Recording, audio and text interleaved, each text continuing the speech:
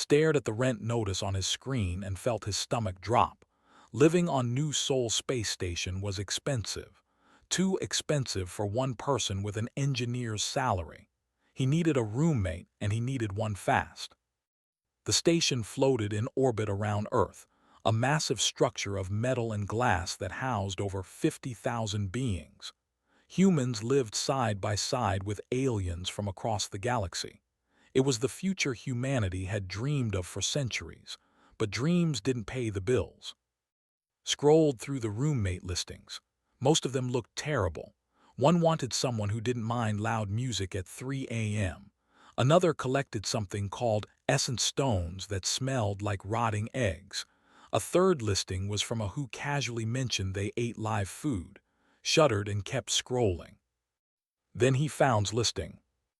The profile was simple and clean. Was one of the species that had joined the Galactic Coalition 20 years ago. The listing said worked night shifts at the station's data center. Quiet, clean, non-smoker, paid rent on time, no pets, no parties. It seemed perfect. Sent a message. Within an hour, replied. They agreed to meet at a cafe near the residential sector. Arrived early. He ordered coffee and sat by the window, watching ships dock at the station's ports. The view never got old. Earth hung below like a blue marble, clouds swirling across its surface. He turned, stood beside the table, tall and thin. They had 4 arms, smooth purple chitin covering their body, and large multifaceted eyes that caught the light. They wore a simple gray jumpsuit with the data center logo on the chest. "That's me," said, standing to shake hands.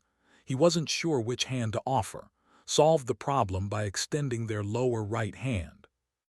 They sat down, ordered something green that steamed in the cup. They talked about the apartment, the rent split, cleaning schedules.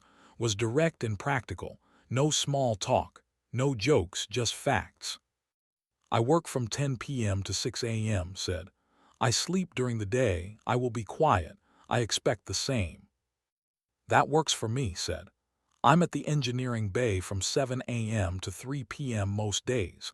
We'll barely see each other." "Good," said.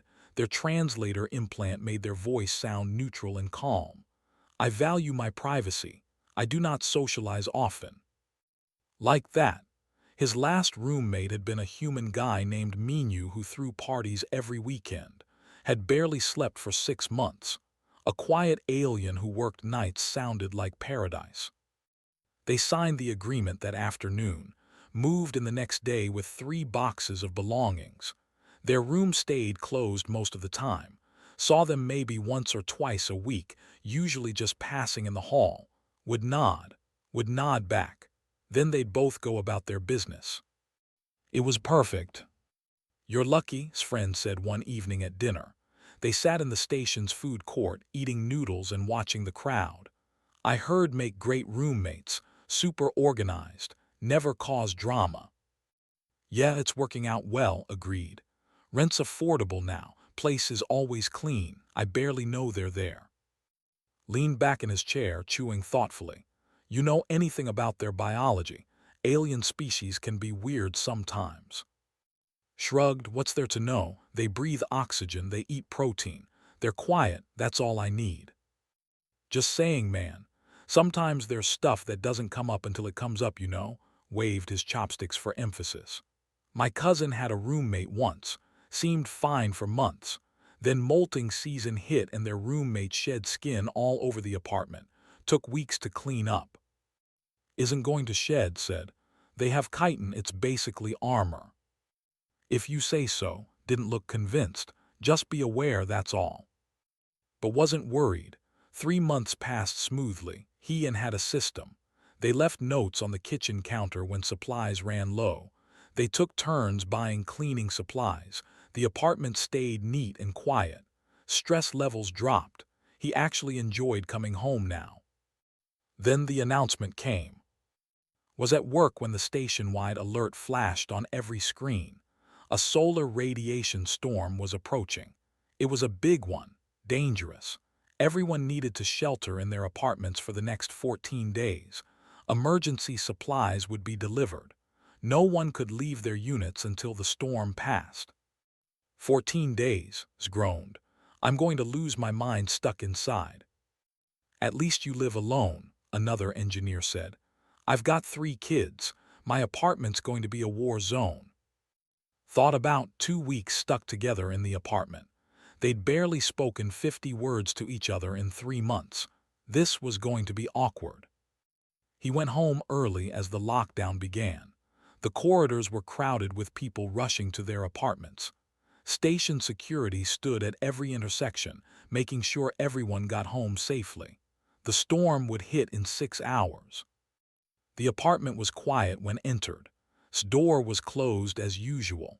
Could hear faint clicking sounds from inside, typing on their computer probably. Emergency supply crates arrived an hour later, stacked them in the kitchen.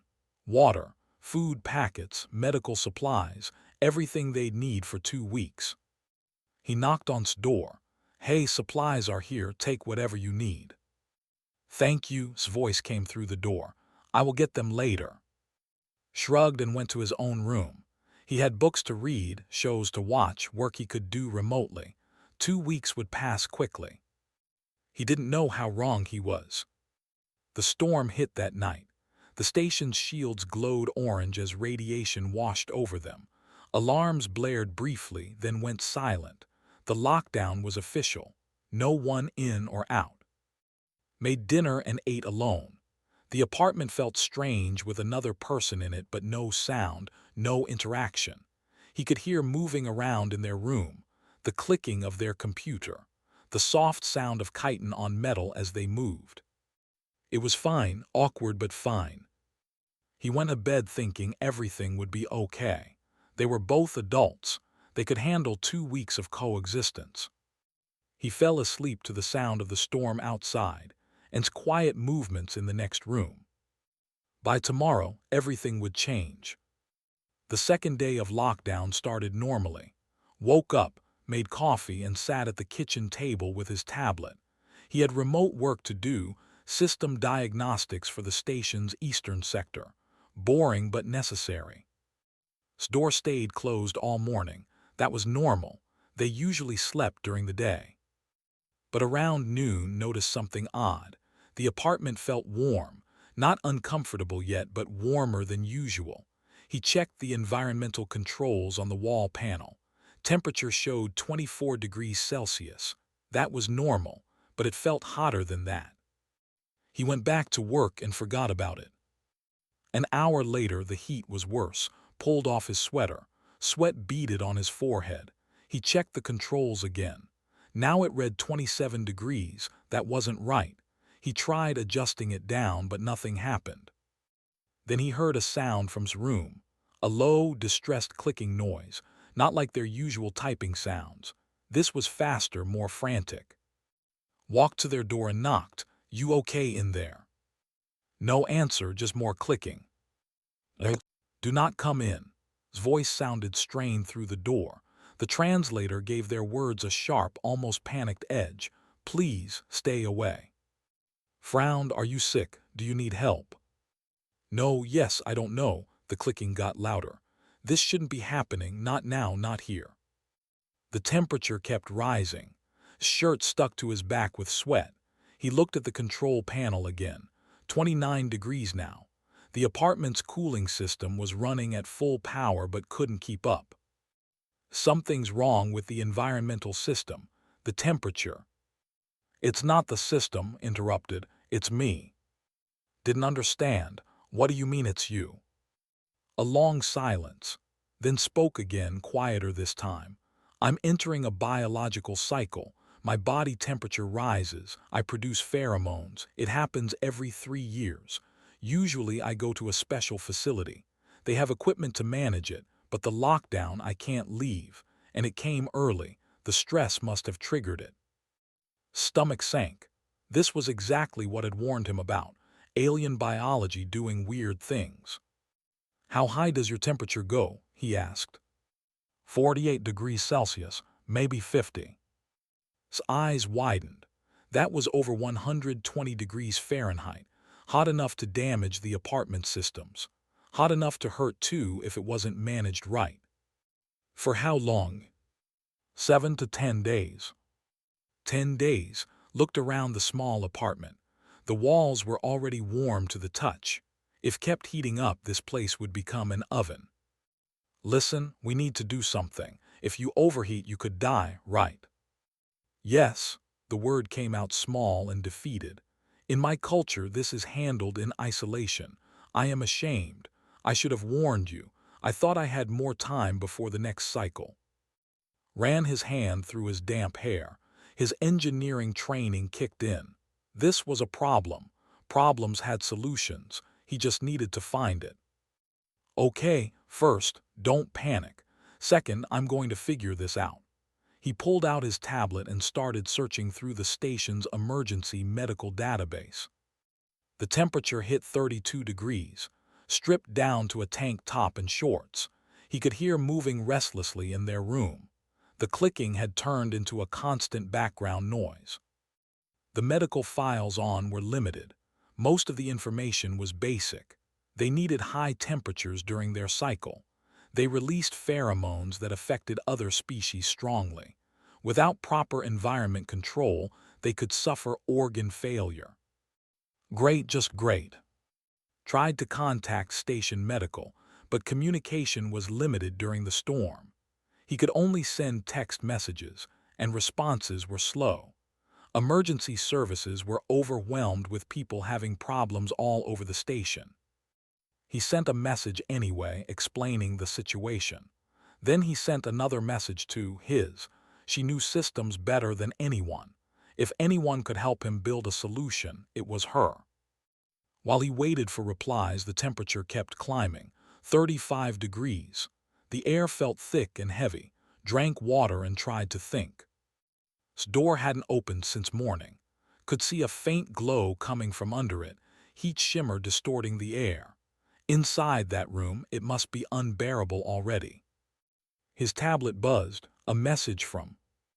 Holy shit, you need to cool that room fast. Pull every cooling unit you can find. Make a cold zone. I'll send you schematics. A minute later, diagrams filled his screen. Had drawn up a plan using the apartment's refrigeration unit, water circulation from the bathroom, and makeshift heat sinks. It was crazy. It would mean tearing apart half the apartment, but it might work. Medical Services sent a reply to, situation noted. No personnel available for house calls during storm. Follow species-specific protocols. Good luck. So much for help from them. Looked at's door. He couldn't let his roommate die. Yes, they barely knew each other. Yes, this was weird and uncomfortable, but leaving someone to suffer when he could help, that wasn't who he was. He knocked on the door again. I'm going to help you, but I need to come in to set up cooling equipment. I know you said stay away, but... The pheromones, said weakly. They affect other species. You'll feel strange, dizzy maybe, confused. Most species can't tolerate it.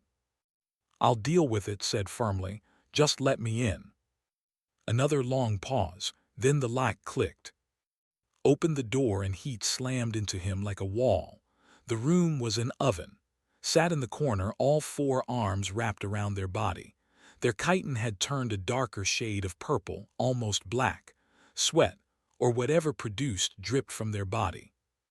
The smell hit him next, sweet and sharp at the same time. Chemical, alien. His head spun for a moment, but then it passed. Just a mild dizziness, not as bad as had feared. I'm going to set up some equipment, said, already sweating heavily. It's going to take a few hours. Can you hang on? Looked at him with those huge compound eyes. Why are you helping me? We barely know each other. Shrugged, even though the heat made every movement feel heavy. Because you'd probably do the same for me, and because nobody should have to go through this alone. He left the door open and got to work. The temperature was 37 degrees now and still climbing. He had tools and parts and determination. That would have to be enough. Worked like a man possessed. He pulled the refrigeration unit out from under the kitchen counter. It was heavy and awkward, but adrenaline helped. He dragged it towards room, sweat pouring down his face. The apartment temperature had hit 40 degrees. Every breath felt like inhaling steam. Stripped down further, working in just shorts now. Modesty didn't matter when you were trying to save someone's life. Kept sending him messages with instructions. Disconnect the cooling coils here. Reroute the water flow there. Use the metal shelving as heat sinks. Her diagrams were clear, but the work was brutal in this heat. Could only work in short bursts. 5 minutes inside's room, then 10 minutes outside cooling down. The pheromones affected him less than expected, just a slight headache and some dizziness. Humans must have better resistance than other species. Thank evolution for that. Watched him work with a mix of confusion and gratitude. They had curled up in the corner, trying to make themselves small. Their body radiated heat like a furnace. "You should leave me," said during one of his work sessions. Their voice was weak. "Save yourself, the apartment can't take much more." "Not happening," grunted as he connected pipes. Water from the bathroom would circulate through the cooling coils, then back to the drain. It was crude but effective. "Just hang on." "Why?" asked. "In culture, this state is private, shameful. Others would abandon someone in this condition. They would say I brought this on myself by not preparing properly." Paused and looked at his roommate. "Well, I'm human. We do things differently." "I've noticed," said softly. After 3 hours of brutal work had created a basic cooling zone. The refrigeration unit hummed loudly in the corner. Metal shelving surrounded sleeping area, pulling heat away. Water flowed through pipes, carrying warmth to the bathroom drain. It wasn't pretty, but the temperature in the immediate area around dropped to 38 degrees. Still hot, but survivable. The rest of the apartment was 42 degrees now. His own room had become uninhabitable. He set up a sleeping bag in the kitchen, right next to the apartment's main air vent. It was the coolest spot left. Night fell. The storm raged outside, radiation painting the shields in swirls of orange and red. Lay on the kitchen floor, too exhausted to move. Every muscle ached. His skin felt sunburned from the heat, but was alive. That mattered. His voice came from their room. "Yeah. Thank you." "Don't mention it," said. "Just try to rest." But rest was hard. The cooling system needed constant monitoring. Set alarms on his tablet to wake every 2 hours and check the equipment. If anything failed, could be in danger within minutes. The third day was worse. His temperature peaked higher than expected. The pheromones intensified. His head pounded constantly now and his vision sometimes blurred. He pushed through it. The cooling system started making strange noises. A pipe had cracked from the temperature stress. Water sprayed across the floor, grabbed tools and patched it with sealant. His hands shook from exhaustion, but he got it done. "I'm sorry," said as worked. They had stopped clicking and now made low, distressed hums. "I'm ruining your life." "You're not," said, though he felt like he might pass out from the heat. "This is just a problem that needs solving. I'm good at solving problems. Most humans I've met complain about small things. You face this without complaint." Laughed, though it came out more like a wheeze. "Oh, I'm complaining on the inside, believe me, but complaining doesn't fix cooling systems." During the brief moments when rested, they talked. Real conversations this time, not just roommate small talk. Explained culture. How their species valued logic and control above all else. How showing this biological vulnerability was considered a failure of discipline. "That's harsh," said, pressing a cold water bottle to his forehead. "Everyone has biology. It's not a moral failing." "Our elders would disagree," said. "They believe we should master our bodies through meditation and preparation. I clearly failed to do so." Shook his head. "My grandmother used to say that being too hard on yourself is just pride in reverse. You're not weak for having a body that does body things."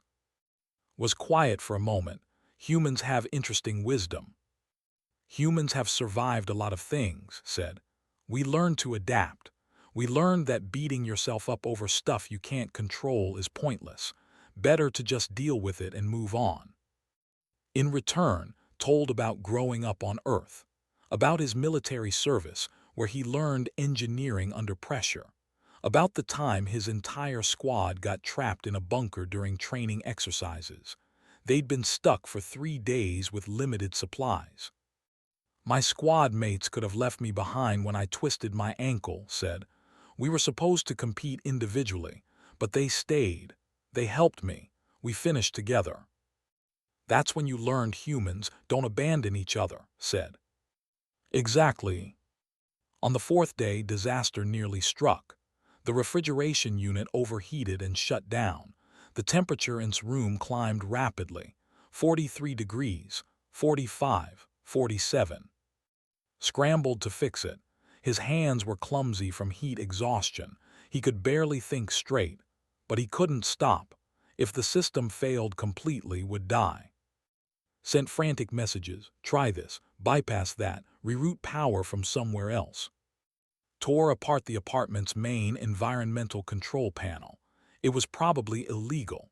Station regulations said not to tamper with life support, but regulations didn't matter when someone's life was at stake. He pulled components, rewired connections, and prayed it would work. His vision went dark around the edges. The heat was too much. He was going to pass out. His voice sounded far away. Stop, you'll hurt yourself. Almost, got it. His fingers found the right wire. He connected it. The refrigeration unit coughed back to life. Cool air, less hot air began flowing again. The temperature in its room started to drop. 47 degrees, 45, 43. Collapsed on the floor outside its room. His body gave up completely. Everything went dark. He woke up hours later to find himself lying on the kitchen floor. Someone had draped a wet towel over him. A water bottle sat beside his head. He croaked. I'm here, appeared in the doorway, moving slowly. You saved my life, then you nearly killed yourself doing it. Managed a weak smile. That's the human way, we're dramatic like that. You're insane, said, but their voice held something like affection. Wonderfully, terrifyingly insane. Outside, the storm continued. Inside, 2 beings from different worlds survived together because one refused to give up. Days 5 through 7 blurred together into one long, hot nightmare. Stopped counting hours and just focused on staying alive. He monitored the cooling system, drank water constantly, and slept in short bursts. The apartment had become a sauna. Everything was hot to the touch. The walls, the floor, even the water from the tap ran warm. His body adapted slowly. His skin stayed flushed and damp with sweat. He moved carefully, conserving energy like a soldier in the desert. His condition continued its cycle. Some hours were better than others. During the calmer periods, they could talk almost normally. During the peaks, could only lie still and hum in distress while their body burned. Sleep deprivation became his biggest enemy.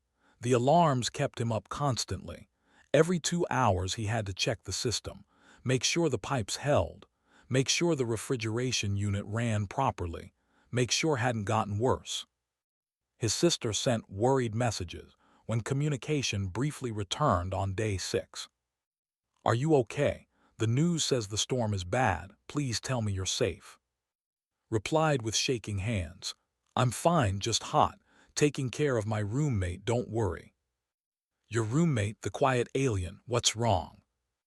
Biological thing, long story. I'll explain after the storm. Sent back a string of concerned emojis. You better be alive when this is over or I'll kill you myself. That made laugh. It hurt to laugh. His ribs ached from breathing hot air for days, but it felt good to remember that life existed outside this hot apartment. Through the walls heard other residents struggling too, shouting matches from the apartment above, crying from somewhere down the hall, a couple breaking up loudly in the unit next door. The storm wasn't just testing bodies, it was testing minds. Do you hear them? Asked during one of their calmer moments. Yeah, said. He was lying on the kitchen floor again, a wet cloth over his eyes. People don't do well in stress situations. Brings out the worst sometimes. But not in you. I'm plenty stressed, admitted. I just don't see the point in yelling about it. Won't make the storm end faster. Made a sound that might have been a laugh. Humans are strange. Your species fights each other constantly. Wars, arguments, competition. But when it matters, you come together. We're complicated, agreed. We're really good at caring about people and really bad at showing it sometimes. On day 8, the cooling system started failing again. Not catastrophically, but enough to be worrying. The refrigeration unit's compressor was wearing out. It hadn't been designed to run at full power for this long in these conditions. Stared at the machine. He'd already salvaged every part he could. There was nothing left to use. Except the life support panel in the living room. It was a terrible idea. The panel controlled air circulation for the whole apartment. Tampering with it could suffocate them both. But if he was careful, if he only took a few specific components. Don't, said. They dragged themselves to the doorway to watch him work. It's too dangerous. Do you have a better idea? Asked. His voice came out harsher than he meant. He was just so tired. Let me die, said simply. I've been nothing but a burden. You've sacrificed too much already. Stood up fast, too fast. His vision darkened and he swayed. You think I did all this just to let you die now? That's insulting. No, pointed at then at himself. We're getting through this, both of us. I didn't ask your permission before and I'm not asking now, so just let me work. He turned to the panel before could argue. His hands moved on autopilot now. Remove this component, reroute that wire, bypass the safety system, connect it to the refrigeration unit. The apartment's air circulation slowed. Not stopped, but reduced. They'd have less fresh air now. They'd have to be careful about carbon dioxide buildup, but the refrigeration unit would keep running. Returned to the kitchen floor and closed his eyes. He was too tired to feel proud of his work. You humans, said quietly, you're going to give me a heart attack someday. Get in line, muttered. That night opened up more than ever before.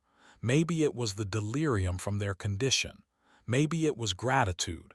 Maybe they just needed to talk to stay sane. They told about their childhood on Prime, about learning to control their emotions from a young age, about the shame of being unable to predict their own biological cycle, about feeling like a failure among their people. I came to this station to escape expectations, said.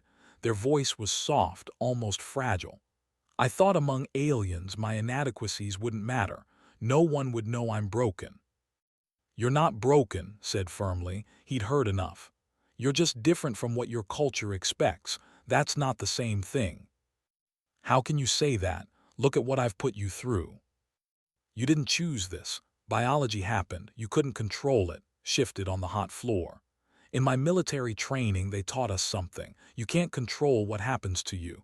You can only control how you respond. Your body did this, not you. And you responded by trying to protect me even when you were suffering. That's not broken. That's brave. Was quiet for a long time. Then they made a sound had never heard before. A high, keening note that the translator didn't process. Are you okay? Asked, worried.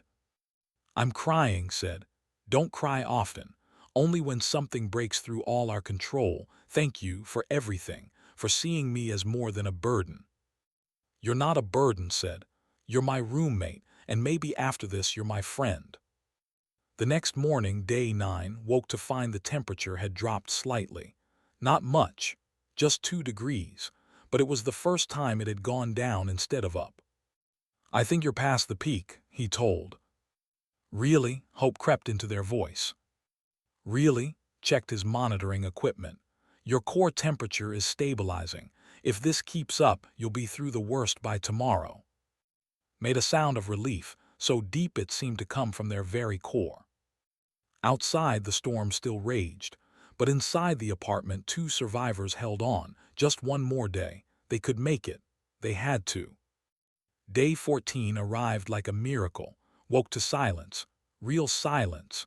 No humming of the overworked refrigeration unit, no clicking from distress, no roar of the storm outside. He dragged himself to the window. The radiation shields had gone clear again. Earth hung below, peaceful and blue. The storm had passed. The apartment temperature had dropped to 32 degrees overnight. Still warm, but manageable. Human warm, not alien biological emergency warm. Almost cried with relief. He called out. "I'm here," appeared in their doorway. They looked exhausted but stable. Their chitin had returned to its normal purple shade. The fever was over. It's done. The cycle completed. Nodded, he didn't have energy for words yet. His body felt like it had been through a war. Everything hurt, but they'd survived. The station-wide announcement came an hour later. Lockdown lifted. Emergency services were doing wellness checks on all residents. Medical teams would visit each apartment within the next few hours. When the medical team arrived, their leader was a human woman named Dr. Park. She took one look at the apartment and her eyes went wide. What happened here? She stared at the dismantled life support panel, the jury-rigged cooling system, the pipes running everywhere. This looks like a disaster zone. Biological emergency, explained. He was sitting on the floor because standing took too much effort. My roommate is. They went into their heat cycle unexpectedly. Dr. Park's expression shifted from confusion to shock. During the lockdown, and you both survived. He saved my life, said from their doorway, multiple times. The doctor called in her team. They examined thoroughly, checking vitals and running scans.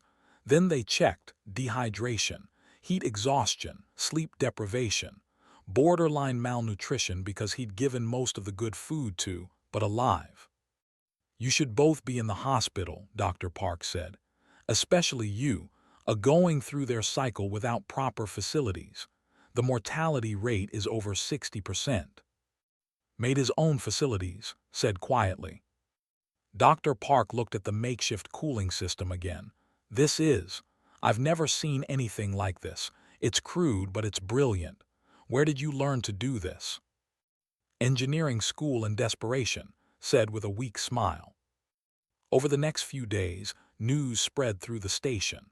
Other interspecies roommate situations hadn't gone as well.